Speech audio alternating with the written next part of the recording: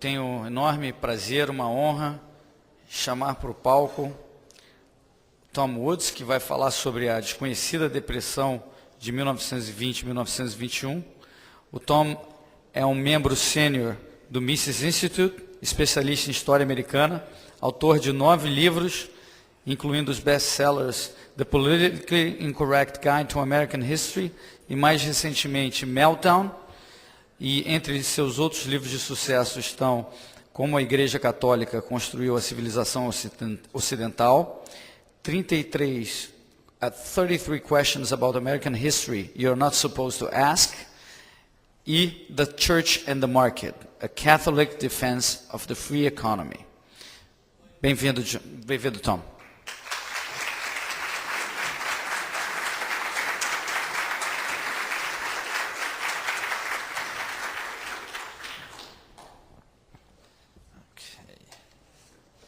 Thank you very much. Very, very glad to be here. This is my first time in Brazil, and it's wonderful what you folks are doing, establishing a Mises Institute here in Brazil. And we were just fantasizing the other night about what could be better. What could be better than Mises Brazil? And I don't know if anything could be better, but maybe at least as good would be the opening of Mises Cuba someday, right? That would be nice. We could all wear our red Ludwig von Mises shirts that from a distance people think are Che Guevara shirts, but they're not. They're not. Now, I normally, and you can verify this via YouTube, speak extemporaneously. I speak very fast. I tell a lot of jokes.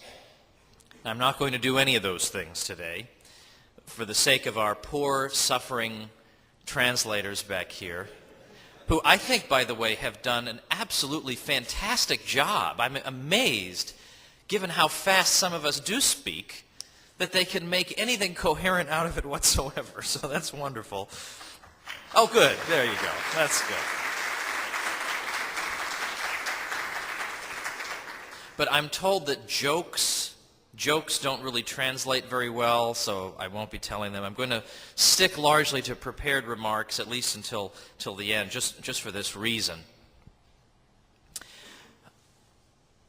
I'm also amazed, by the way, before I really get started, to note how many of you have heard of and even actually read my book, Meltdown. I'm astonished at this.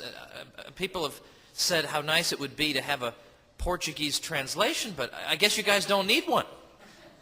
So many of you speak such beautiful English. I'm amazed at this, so thank you. Thank you. I didn't realize I had a Portuguese language audience, but apparently I do. That's wonderful. Thank you very much. All right, well, I'm going to talk today about an episode in American history that, or in United States history, that most students in my country know nothing about.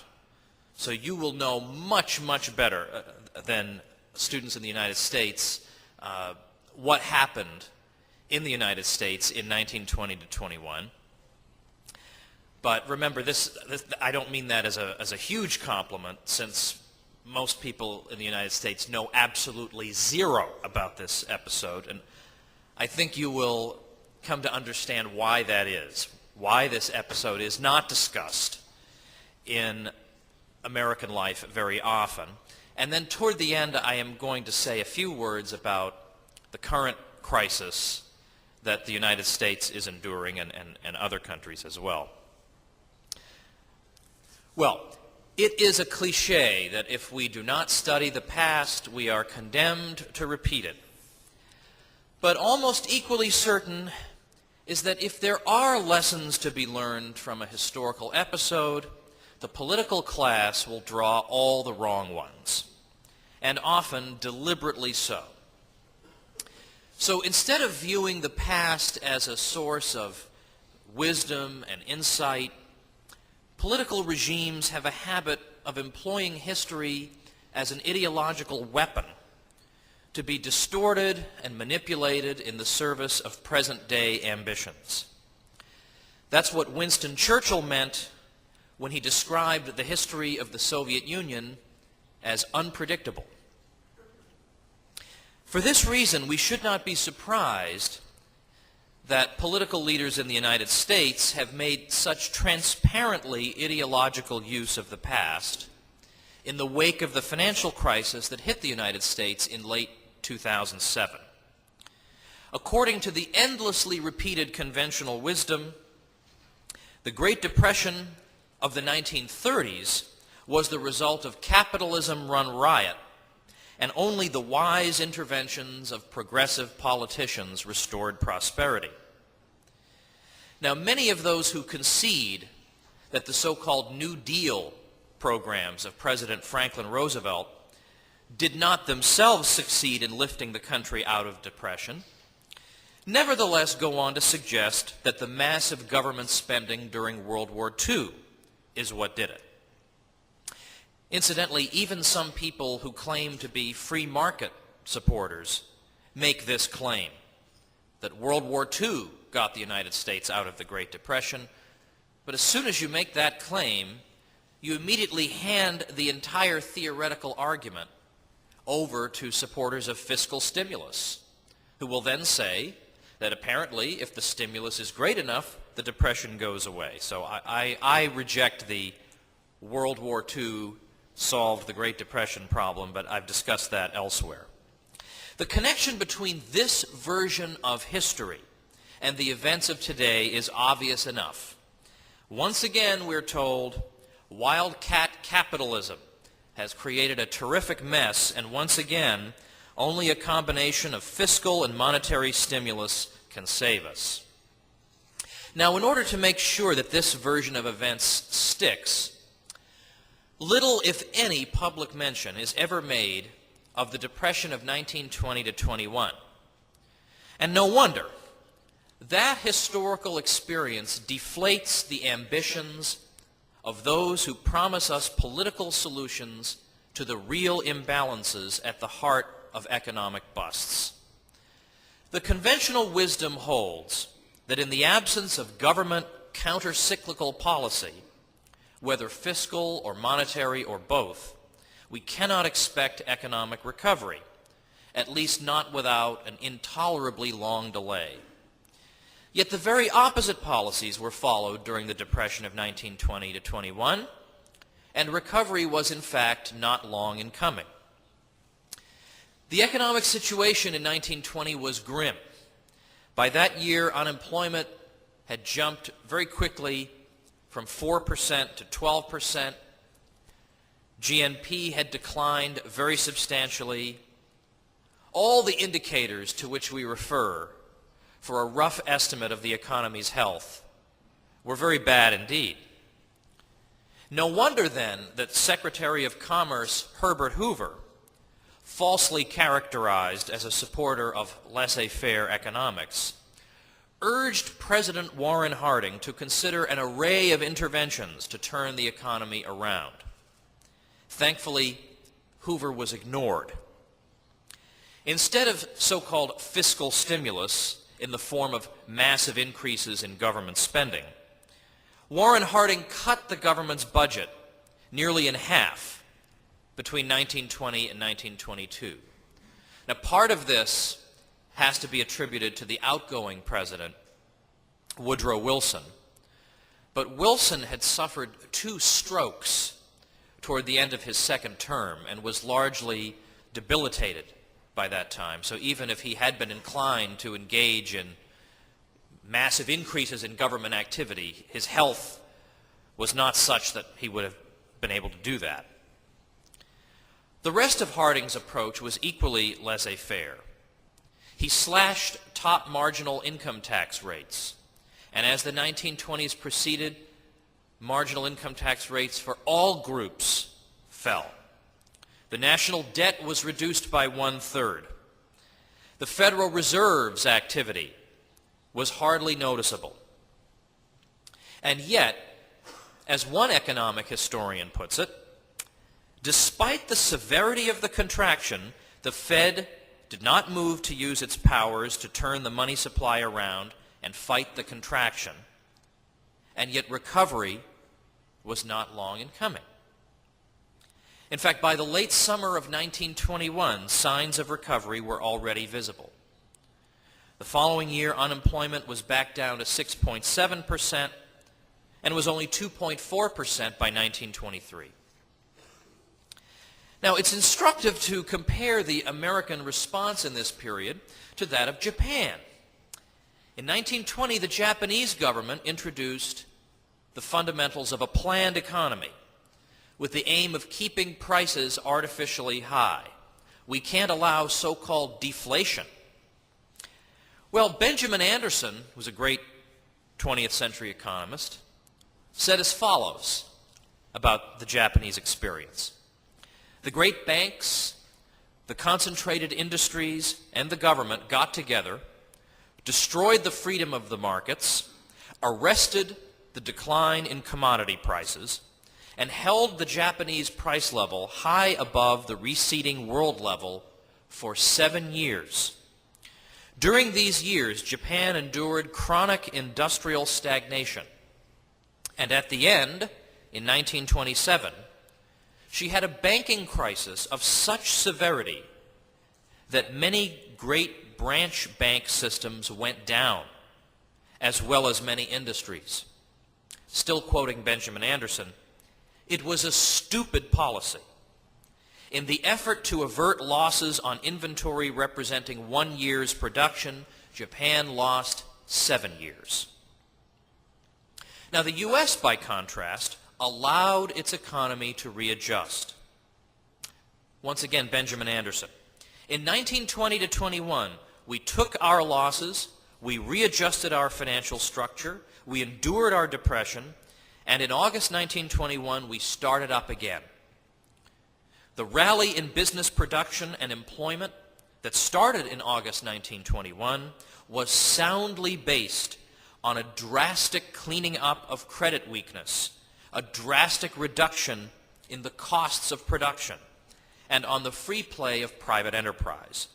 It was not based on governmental policy designed to make business good.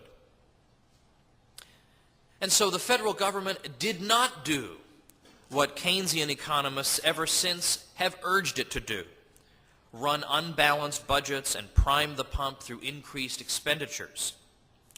Rather, there prevailed the old-fashioned view that government should keep spending and taxation low and reduce the public debt. Those were the economic themes of Warren Harding's presidency. Now, few American presidents have been subjected to the degree of outright ridicule that Warren Harding endured during his lifetime and continues to receive long after his death. But the conventional wisdom about Harding is wrong to the point of absurdity. As I intend to show, he understood more about how the economy functions than all the rest of the 20th century American presidents combined. He was much more well-read than most American presidents. He is accused of being corrupt. If only the U.S. government had the level of corruption that prevailed during the Warren Harding years. In the Warren Harding years, it's true, nobody right out in the open handed billions of dollars to major Wall Street firms. That's true. We had to wait until today for that. Today they don't call that corruption. They call that public policy, counter-cyclical policy. Harding's corruption consisted of one of his underlings selling government hospital supplies on the side and making a little profit. Well, I wish that were the extent of the corruption at that level occurs every 4.3 seconds in the United States today. And in fact, in 2 cases, when the corruption was actually brought to Harding's attention, he castigated the offender so severely that in both cases, the offender went out and committed suicide. So no one wants to be lectured to by Harding. It's fatal, apparently. But what they hate about Harding most is precisely that he did so little. he smoked, he drank alcohol at a time when it was illegal, he gambled in the White House, but it was a simpler America. It was an America in which if you knocked on the front door of the White House, Warren Harding would answer the door. Impossible to imagine our great imperial majesty even dreaming of such a thing today. But what they despise about him is that the economic performance of the country during his term was astonishing, considering what he started with. And so, if a guy as stupid as they say Harding was could have been such an economic success, maybe the economy is self-regulating after all. And our historians do not want to reach that conclusion. In his 1920 speech accepting the Republican presidential nomination, Harding said as follows: "We will attempt intelligent and courageous deflation." He would be shot for this today. "And strike at government borrowing which enlarges the evil. And we will attack high cost of government with every energy and facility which attend Republican capacity. We promise that relief which will attend the halting of waste and extravagance and the renewal of the practice of public economy, not alone because it will relieve tax burdens, but because it will be an example to stimulate thrift and economy in public life." Thrift and economy in public life. Notice, he does not say to everyone, the solution is to run out to the mall and spend all your money. "Let us call to all the people for thrift and economy." So he repeats it. "For denial and sacrifice, if need be. For a nationwide drive against extravagance and luxury." Now I think maybe he's going a little too far. "To a recommittal to simplicity of living, to that prudent and normal plan of life which is the health of the Republic. There hasn't been a recovery from the waste and abnormalities of war since the story of mankind was first written, except through work and saving, through industry and denial, while needless spending and heedless extravagance have marked every decay in the history of nations." Now you see why the American historical profession says he was so stupid. We all know this is the opposite of what needs to be done. We need extravagance and luxury to see us through. Well, it is hardly necessary to point out that Harding's counsel, delivered in the context of a speech to a political convention, no less, and he went on to win the election after saying these things. This is the opposite of what the alleged experts urge upon us today. Inflation, increased government spending, and assaults on private savings, combined with calls for consumer profligacy. Such is the program for recovery in the 21st century. Now, not surprisingly, many modern economists who have studied the Depression of 1920 to 21 have been unable to explain how the recovery could have been so swift and sweeping, even though the federal government and the Federal Reserve refrained from employing any of the macroeconomic tools, public works spending, government deficits, inflationary monetary policy, that conventional wisdom now recommends as the solution to economic slowdowns. The Keynesian economist Robert A. Gordon, who's written a lot on economic history, admitted that government policy to moderate the Depression and speed recovery was minimal. The Federal Reserve authorities were largely passive. Despite the absence of a stimulative government policy, however, recovery was not long delayed. Of course, Professor Gordon then draws no conclusions from this episode. Another economic historian briskly conceded that the economy rebounded quickly from the 1920 to 21 depression and entered a period of quite vigorous growth, but chose not to comment further on this development. That is, by the way, the customary Keynesian treatment, is not to ignore the episode, as most people do today, to acknowledge it rather in one sentence and then proceed to the next chapter. Nothing to see here, people. No significance to this episode whatsoever. One Keynesian historian, rather condescendingly, says, "This was 1921, long before the concept of countercyclical policy was accepted or even understood." Well, they may not have understood countercyclical policy, but recovery came anyway, and quickly. One of the most perverse treatments of the subject comes at the hands of two historians of the Harding presidency who urge that without government confiscation of much of the income of the wealthiest Americans, the American economy will never be stable. Now, by the way, as I'm reading this, imagine it reading as follows. Imagine this being two people saying that unless the mafia takes a portion of your income, prosperity will never return. Just imagine it that way. Imagine instead of government, we replace mafia. The tax cuts, along with the emphasis on repayment of the national debt and reduced federal expenditures, combined to favor the rich. Many economists came to agree that one of the chief causes of the Great Depression of 1929 was the unequal distribution of wealth, which appeared to accelerate during the 1920s, and which was a result of the return to normalcy.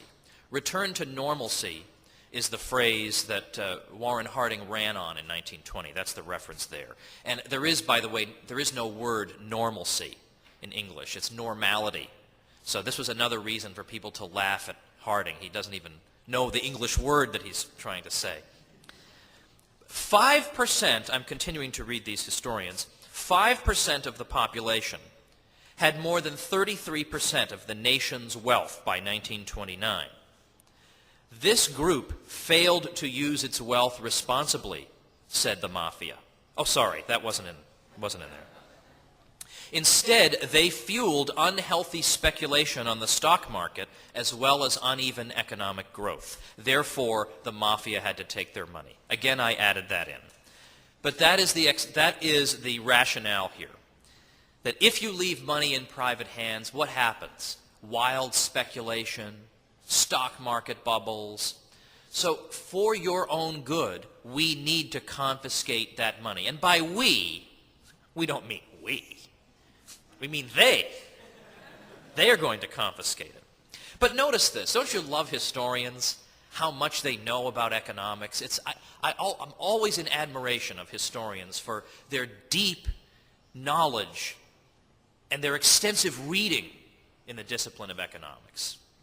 Now, that was sarcasm. That was actually not true. Historians don't know a thing about economics, and I myself am a historian. I like to think I know a little more than the average. But notice no mention of the Federal Reserve System here. That unhealthy speculation on the stock market apparently just occurred. Right? It has no explanation. People had money, so they speculated. How this sort of thing could occur in the absence of an increase in the supply of credit, well, these questions are left unanswered. The Federal Reserve's inflationary monetary policy fueling the stock market boom, no mention of that. It's all because people were allowed to keep their money. And again, the argument is that the distribution of wealth was uneven, that the rich had too much. 5% had 33% of the nation's wealth, which is a crazy commie phrase anyway, the nation's wealth.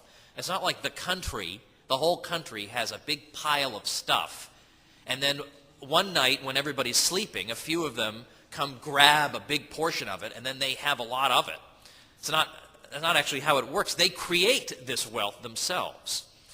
So somebody who heads a corporation that helps to feed 3 million people might in fact earn a much higher salary, than somebody who sweeps the floor in an office building. There's nothing sinister about this. But the suggestion is that if the rich have too much, they'll either spend it stupidly, or the poor won't have enough money to buy the stuff the economy is selling and all this. Well, that's a whole other question. But if this were correct, if this theory were correct, that the so-called maldistribution of resources leads to economic booms and busts, then the world would be in a constant state of depression. Because we see proportions like that everywhere in the world at all times, usually much greater. 5% having 33% is frankly quite modest. And yet we don't see depressions all over the place. In fact, the Great Depression actually came in the midst of a dramatic upward trend in the share of national income devoted to wages and salaries in the U.S., and a downward trend in the share going to interest, dividends, and entrepreneurial income. So to achieve prosperity, thank goodness, we do not in fact require the violent expropriation of any American.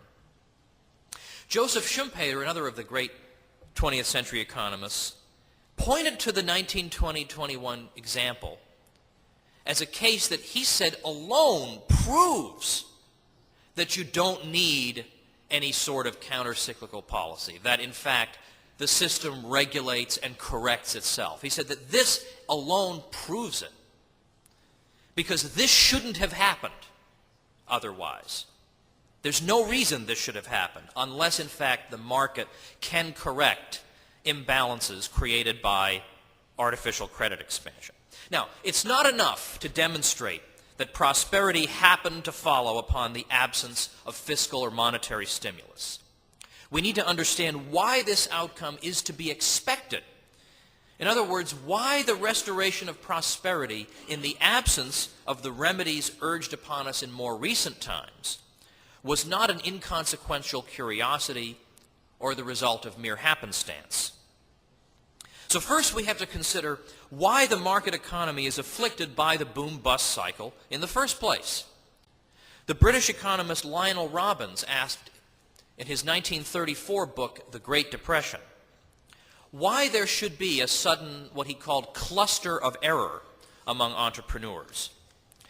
Given that the market, via the profit and loss system, weeds out the least competent entrepreneurs, why should the relatively more skilled ones that the market has rewarded with profits and control over additional resources suddenly commit grave errors, and all in the same direction?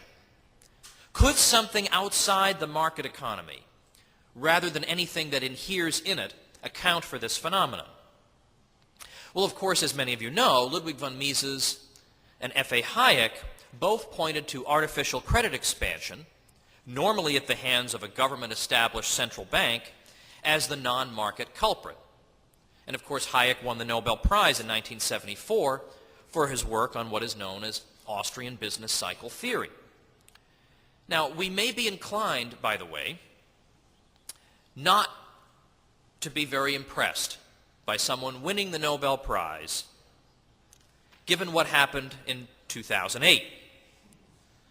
That was when Paul Krugman won the prize. For those of you who don't know who Paul Krugman is, you are enjoying a more tranquil life than I am, I'll say that.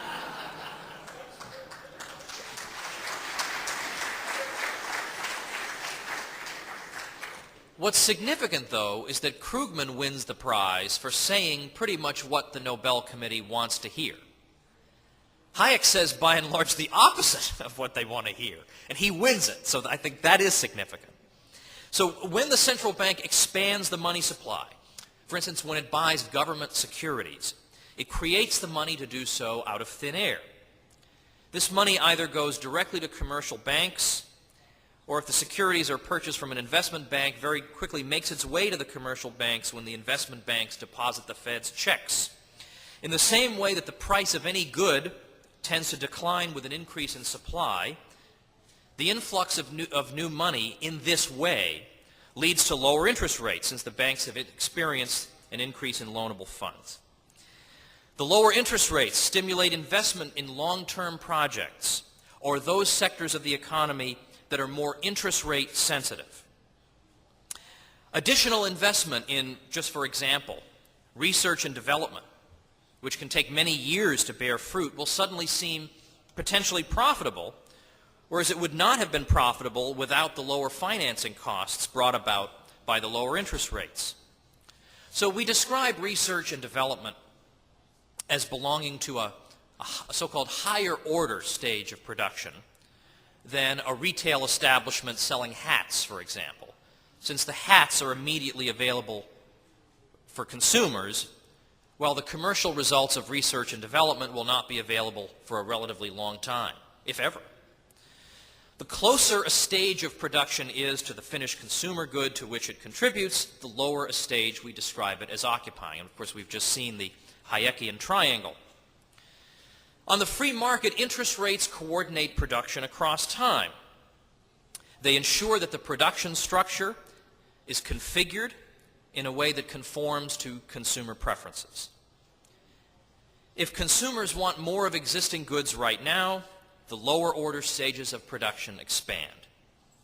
If, on the other hand, they are willing to postpone consumption in the present, interest rates encourage entrepreneurs to use this opportunity to devote factors of production to projects not geared towards satisfying immediate consumer wants, but which, once they come to fruition, will yield a greater supply of consumer goods in the future.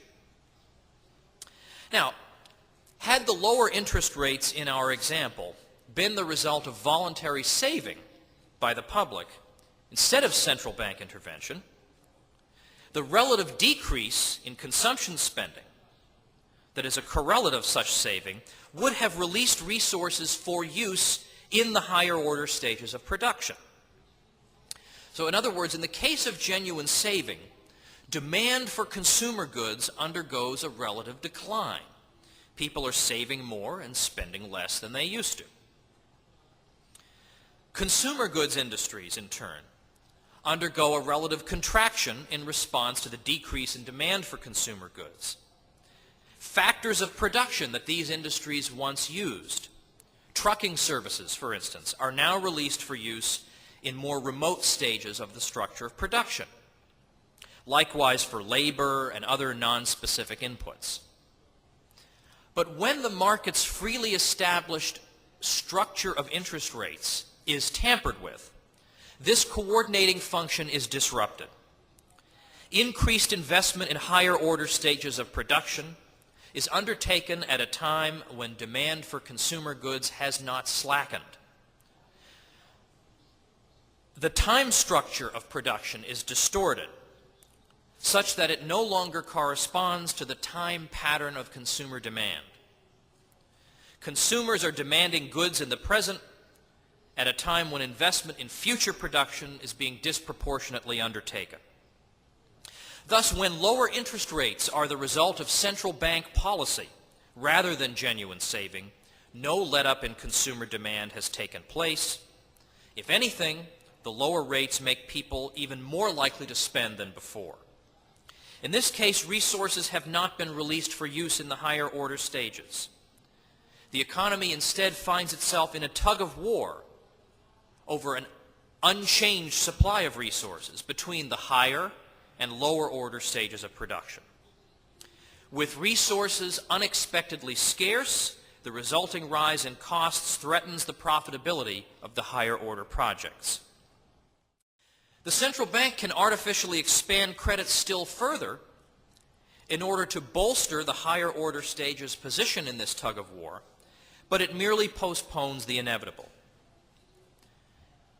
If the public's freely expressed pattern of saving and consumption will not support the diversion of resources to the higher order stages, but in fact pulls those resources back to those firms dealing directly in finished consumer goods, then the central bank is in a war against reality. It will eventually have to decide whether, in order to validate all the higher order expansion, it is prepared to expand credit at a galloping rate and risk destroying the currency altogether, or whether instead it must slow or abandon its expansion and let the economy adjust itself to real conditions. Now, it's important to notice that the problem is not a deficiency of consumption spending, as the popular view would have it. If anything, the trouble comes from too much consumption spending, and as a result, too little channeling of funds to other kinds of spending, namely, the expansion of higher order stages of production that cannot be profitably completed because the necessary resources are being pulled away precisely by the relatively and unexpectedly stronger demand for consumer goods. Stimulating consumption spending can only make things worse by intensifying the strain on the already collapsing profitability of investment in higher order stages.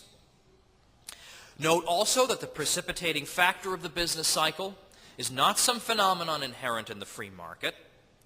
It is intervention into the market that brings about the cycle of unsustainable boom and inevitable bust. Roger Garrison, a well-known U.S. business cycle theorist, says, saving gets us genuine growth, credit expansion gets us boom and bust. This phenomenon has preceded all of the major booms and busts in American history, including the 2007 bust and the contraction in 1920 to 21. The years preceding 1920 were characterized by a massive increase in the supply of money via the banking system, with reserve requirements having been halved by the Federal Reserve Act of 1913, and then with considerable credit expansion by the banks themselves.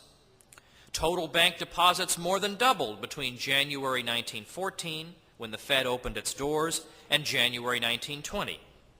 Such artificial credit creation sets the boom-bust cycle in motion. The Fed also kept its discount rate, the rate at which it lends directly to banks, low throughout the First World War and for a brief period thereafter. The Fed began to tighten its stance in late 1919. Once credit began to tighten, market actors suddenly began to realize that the structure of production had to be rearranged, and that lines of production dependent on easy credit had been erroneously begun and needed to be liquidated.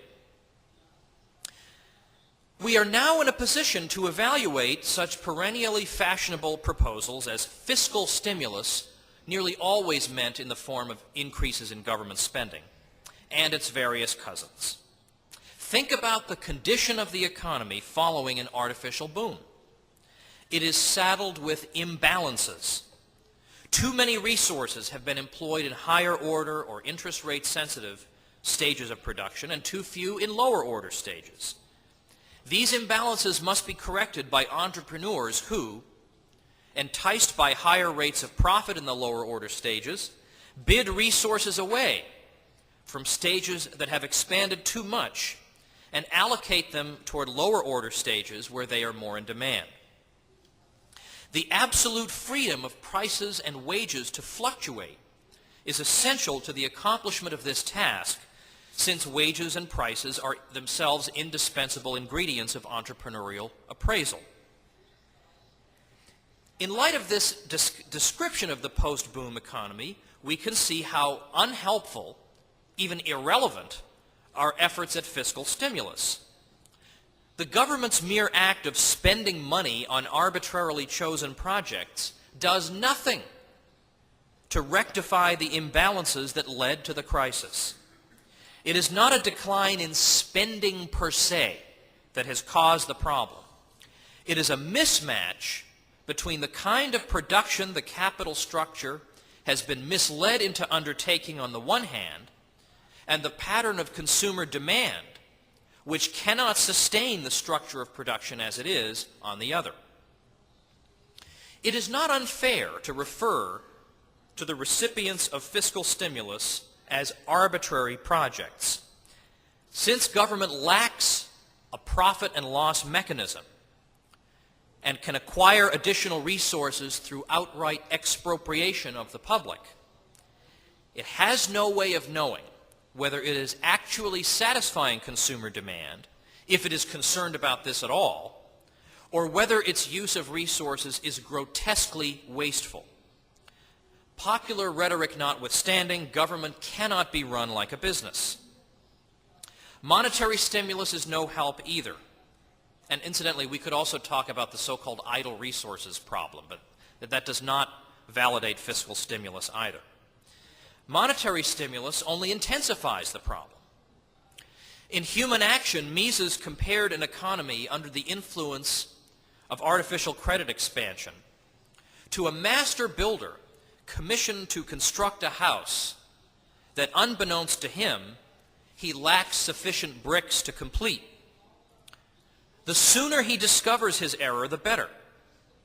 The longer he persists in this unsustainable project, the more resources and labor time he will irretrievably squander. Monetary stimulus merely encourages entrepreneurs to continue along their unsustainable production trajectories.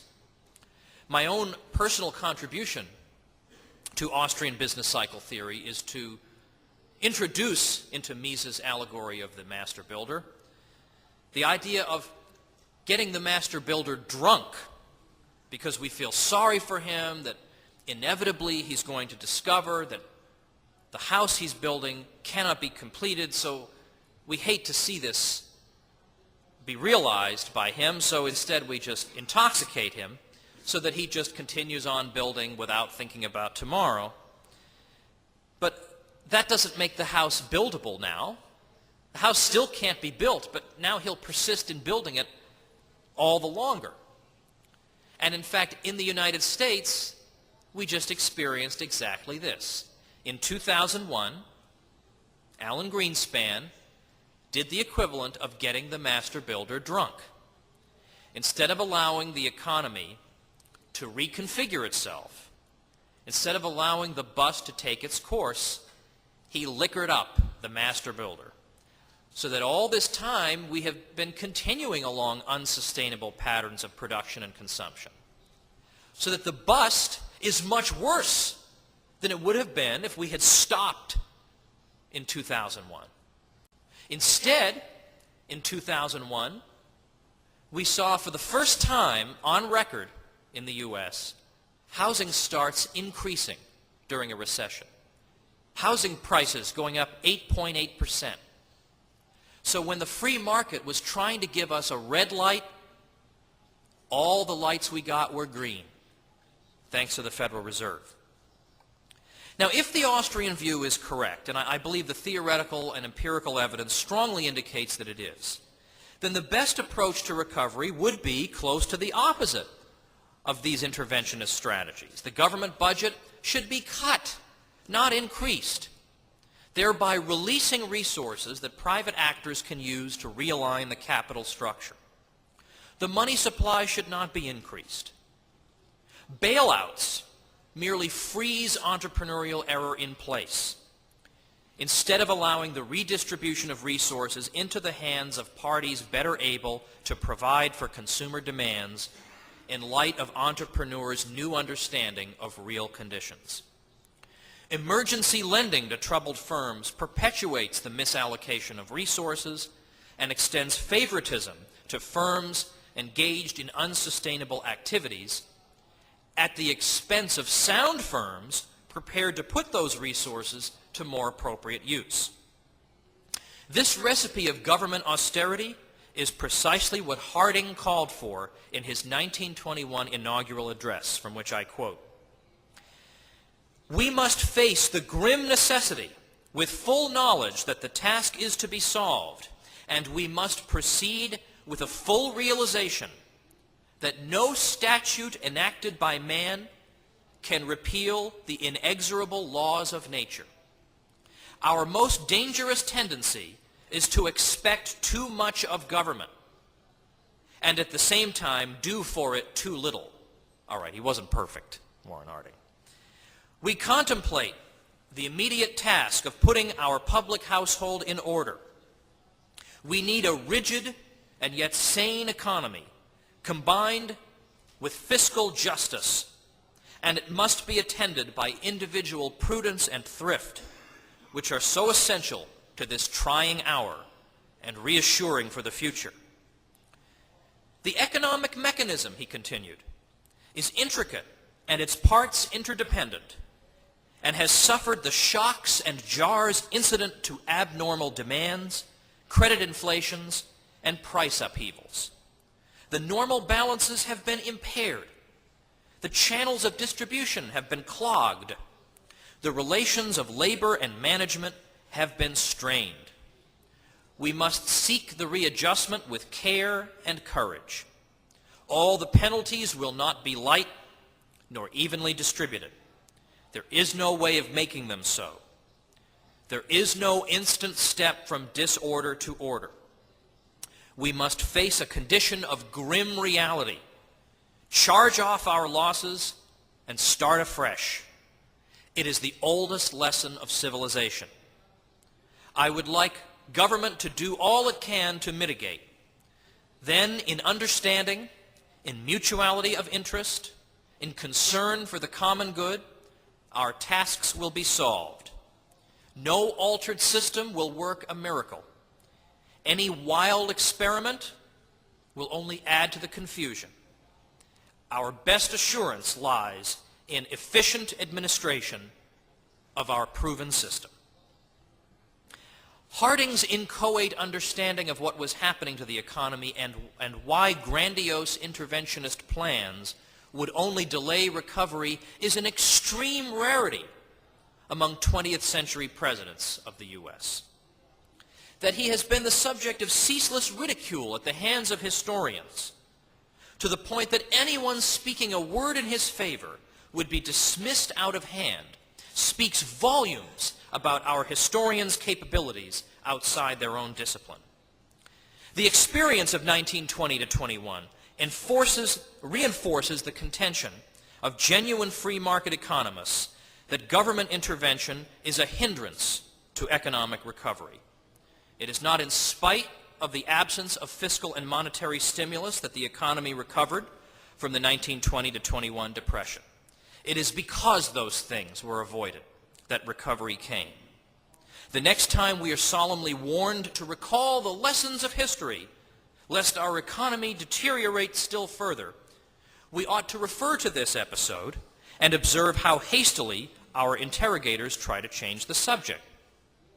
Now, since I've just been informed I've got 5 minutes, I'm going to move beyond the discussion of the current, since apparently you've all read all this about the U.S., you already know what happened in the U.S. I want to make a few additional remarks outside of those.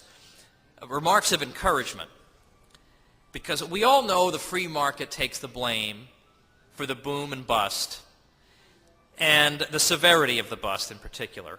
But not everyone is buying that anymore. That's sort of an American colloquialism. Not everyone is accepting this anymore. And just as an example, well, first of all, look at yourselves here. I'm sure you're not getting in the Brazilian press a lot of information about Austrian business cycle theory. That's my wild guess. And yet here you are. You refuse to believe what the alleged experts are telling you. That's great. Well, in the United States, in 2008, when we had our presidential election, and we got to choose between one jerk and another jerk, the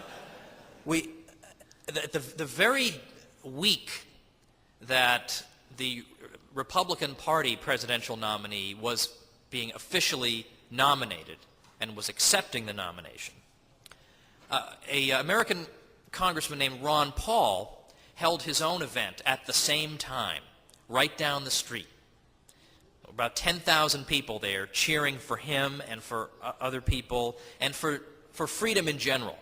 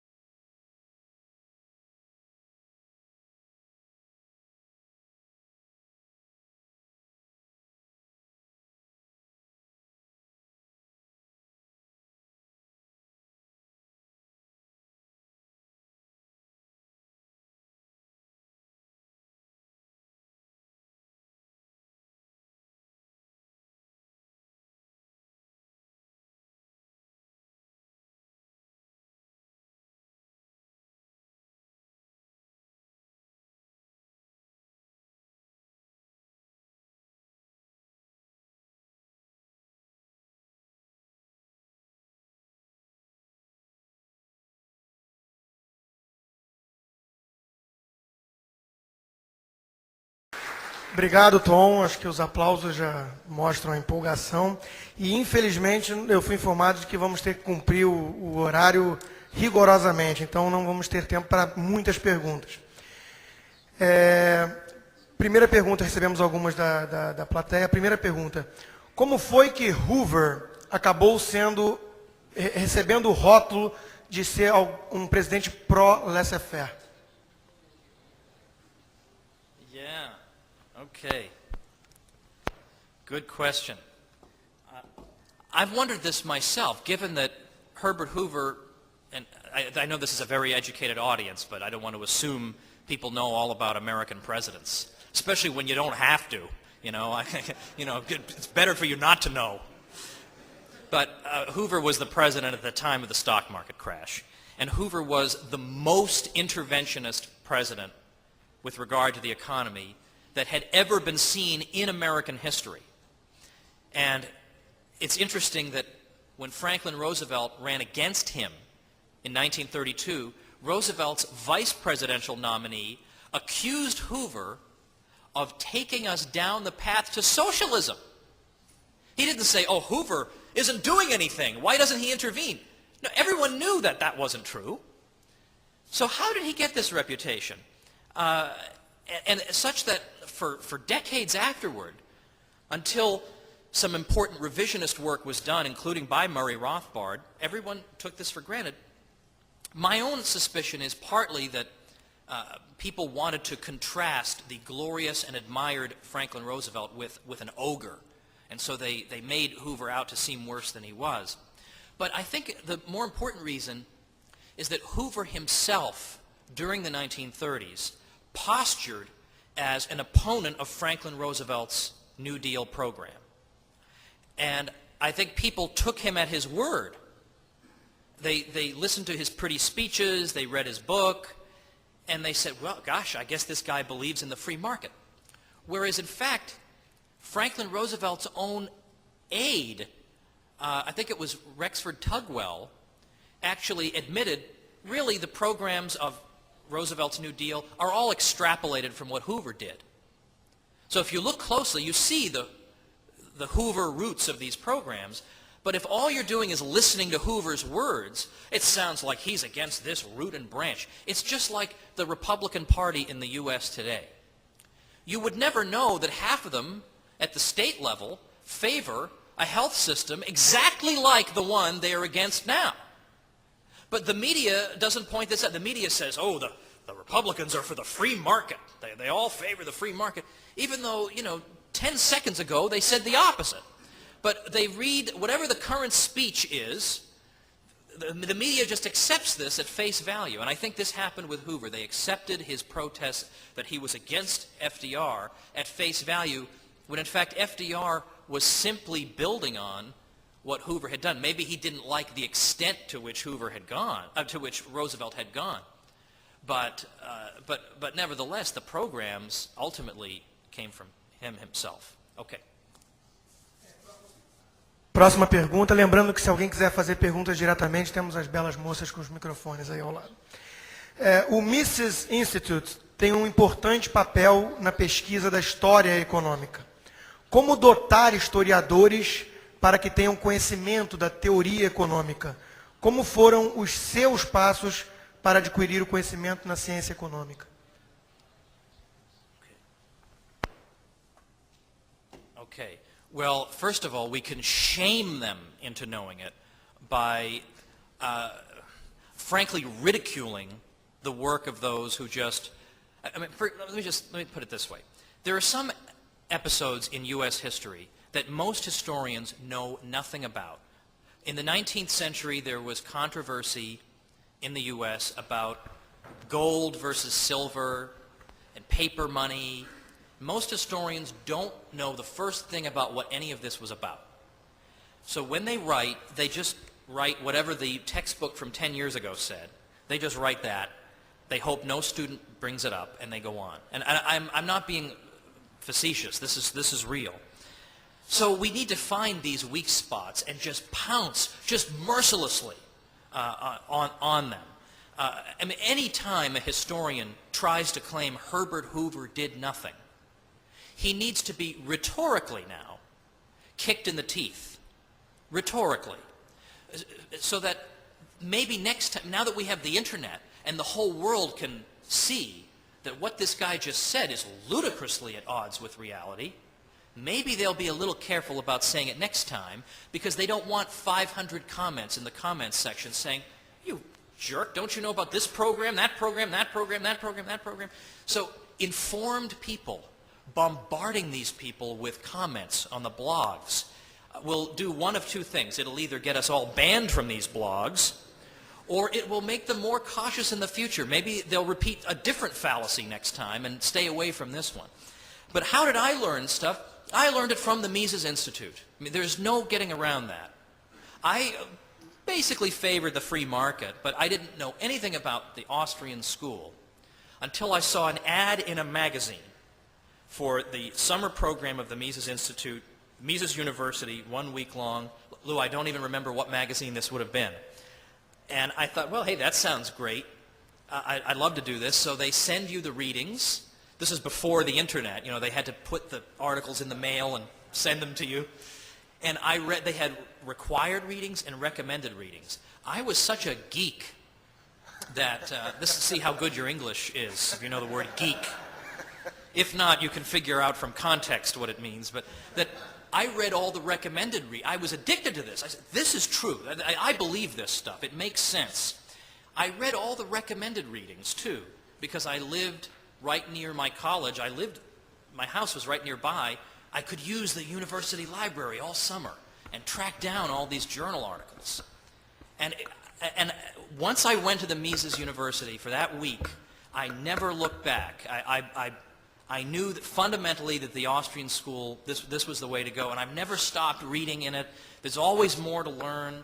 I mean, I love meeting people. There are some people on this earth who always want to be around people who are not as smart as they are. I'm the exact opposite. I want to be surrounded by people who are 50 times smarter than I am, because I have so much I still want to learn. And I always try, that's why I try to have lunch with Joe Salerno as much as I can. You know, we'll try and talk sports here and there, and then I'll just slip in a question about velocity of money. You know, he hasn't realized this trick yet. So little by little I'm improving my knowledge, but it was because of the Mises Institute. So that's why what's going on here is so important, and maybe someday you guys will have a Mises University Brazil for a week, and you'll be able to spread the knowledge even more. Hello, very inspiring answer. Tem pergunta da plateia? Eu tenho uma dúvida em relação ao período à década de 1920, que é o seguinte: o Rothbard, no livro dele, America's Great Depression, ele diz que de 1921 a 1929 você teve um aumento muito grande da base monetária. A minha pergunta é a seguinte: o quanto que a recuperação depois da depressão de 22 foi devido ao excesso ao aumento da base monetária, e o quanto que foi devido às políticas do presidente? Okay. Well, it looks to me, from having looked at the data, that the Fed doesn't move to increase the monetary base until 1922. And at least according to the National Bureau of Economic Research, the depression of 20 and 21 is over by the end of the summer of 1921. Now, having said that, we still might wonder about the rest of the 1920s, and which I think this is why we have to be careful just to say, isn't it wonderful, the presidents all lowered tax rates and we had a fantastic free market 1920s. I was just interviewed on this very subject. In fact, I think it might even be airing today on a TV show on Fox News, which you shouldn't all hate Fox News. They have one good person there, a Judge Napolitano. But anyway, they had me on to talk about the Depression 1920, and the other people they were going to have were all basically saying the 1920s were fantastic because of the free market policies. And I said, I think it's important for us to insert a major caveat here, which is the Federal Reserve's policy, the inflationary policy. Because if we say the free market was at work in the 1920s, then where did 1929 come from? That becomes the question. So, and also Calvin Coolidge, the president in the second part of the 20s, was not very concerned about what the Fed was doing. I mean, explicitly. This was one area where Herbert Hoover was good. Herbert Hoover was worried about the 20s inflation. And Coolidge thought, oh, this is typical bonehead Herbert Hoover. Who cares about him? Don't worry about it.